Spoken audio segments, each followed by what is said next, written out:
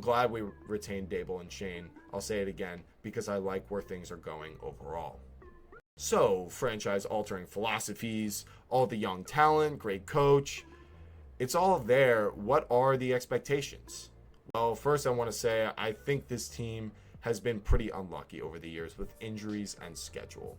And that hasn't changed this year, as we have the hardest schedule in the league after receiving the 3rd overall pick, and I feel like this happens every year.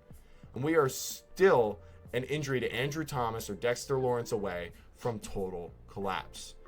But despite the fragility, I feel like in year 4, this team is finally fleshed out with players and some real strengths on defense, along with an offense that might be the best we've had in a long time in a whole new era. It just feels like all those moves we've made over the past few seasons are finally paying dividends. Lots of draft picks are still playing for this team. Free agent signings outside of Waller are still here on the offensive line. Letting go of Saquon and McKinney to aid the rebuild. Finally moving on from Daniel Jones. So many missing pieces from years past are now filled. Blue chip defensive linemen scattered across the defense. Alpha wide receiver and a decent O-line. You couldn't even say that before. At least when it's healthy, it's decent. I'll understand if the season goes south because of injuries. We are still vulnerable to that. That would be a finish around 5-11. But beyond a floor, I think there's a real ceiling that we could reach this year with some luck.